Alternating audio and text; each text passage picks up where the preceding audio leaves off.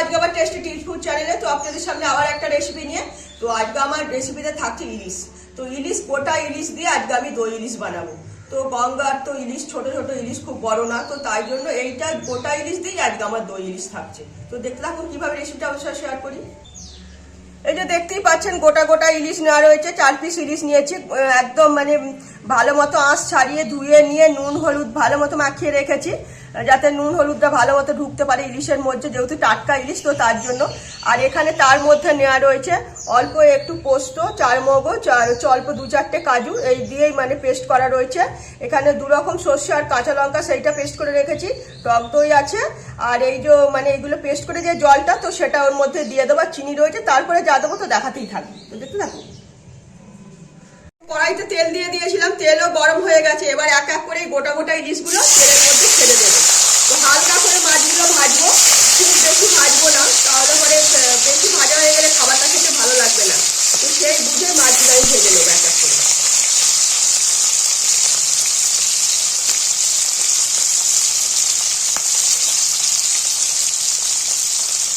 তো দেখতেই পাচ্ছেন উল্টে পাল্টে মাছগুলো একটু ভালো মতো ভেজে নিচ্ছি। মানে লাল করে ভাজবো না, হালকা করে মাছ ভাজবো, যাতে ভালো মতো ভাজা হয় সেই বুঝেই ভেজে নিচ্ছি। তো আমার মাছগুলো মোটামুটি ভালো মতো ভাজা হয়ে গেছে, এটাই আমি এবার কড়াই থেকে তুলে নেব।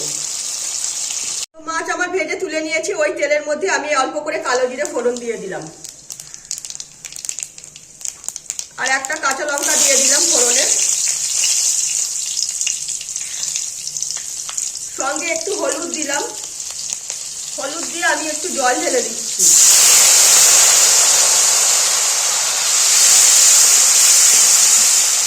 হলুদ দিয়ে জল দিয়ে দিয়েছি। এবার এর মধ্যে আমি এক এক করে সব কিছু দিয়ে দেব। পরিমাণ মতো আমি সর্ষে বাটা দিলাম,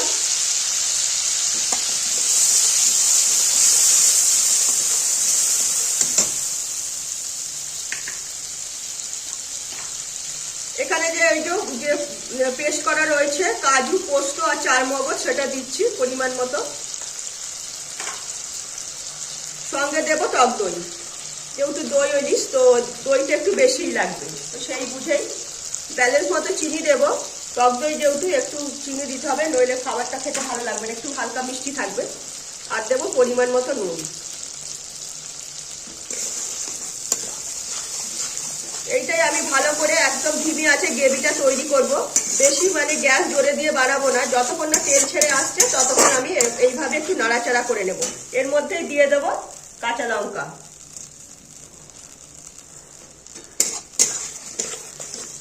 তেল ছেড়ে আসার পর্যন্ত অপেক্ষা করব এইভাবেই।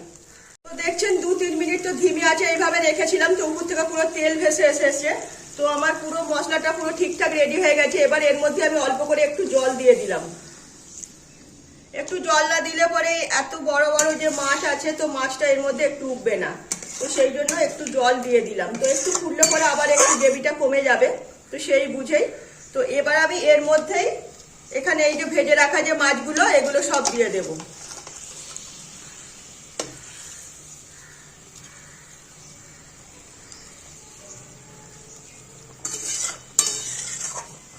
একটু 2-3 মিনিট ফুটতে দেবো। তো 2-3 মিনিট ফুটলে এই যে দাগ দিয়ে দিয়েছি মাছের গায়ে, তো গ্রেভিটার যে রসটা পুরো টেনে নিতে পারবে। তো এর মধ্যে আমি অল্প করে ধনেপাতা ছড়িয়ে দিলাম। তো আপনারা ধনেপাতাটা না দিলেও না দিতে পারেন, যেহেতু দই দেওয়া হচ্ছে, না দিলেও চলবে, কোনো অসুবিধা নেই। তো আমার কাছে ছিল তাই আমি দিয়ে দিলাম।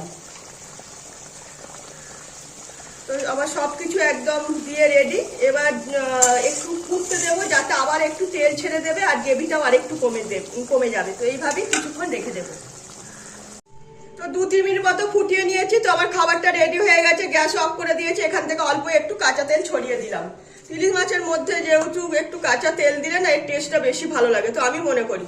তো তাই জন্য দেওয়া হয়ে গেছে। তো আমি এবার খাবারটা পুরো রেডি, আমি এবার নামিয়ে নেব। তো দেখলেন তৈরি হয়ে গেল দই ইলিশ। তো সম্পূর্ণ মুখরোচক খাবার, একদম যা ভাত দিয়ে খেতে কোনো কথা হবে না। একদম ঝাঁঝালো স্বাদে, টক দইয়ের টক আছে, তো হালকা একটু মিষ্টি যেটা মুখে লাগবে না, ব্যালেন্স মতো। তো সব দিয়েই, কাঁচা লঙ্কার ঝাল তো সব দিয়েই তৈরি হয়েছে দই ইলিশ।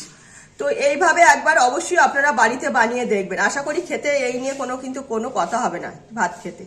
তো আবার রেসিপিটা আমি এইভাবেই যে বানালাম, তো এর আগেও আমার অনেক দই ইলিশ দেওয়া রয়েছে, তো এটাও একটু অন্যরকম ভাবে করলাম যাতে একটু অন্য রকম টেস্ট হয়। তো সেই বুঝে ধনেপাতাটা আমি দিলাম, তাই আপনারা ধনেপাতা না দিলেও হবে, তাতেও কোনো অসুবিধা নেই। তো গোটা ইলিশের দই ইলিশ বানিয়ে আপনাদের সামনে দেখালাম। তো অবশ্যই বাড়িতে একবার এইভাবে ট্রাই করে দেখবেন, আশা করি খাবারটা খেতে কোনো কথা হবে না। তো ভালো লাগলে লাইক শেয়ার কমেন্ট সাবস্ক্রাইব করবেন আমার চ্যানেলটাকে। তো আজকের মতো আমার রেসিপি এখানেই শেষ করলাম, সবাই ভালো থাকবেন।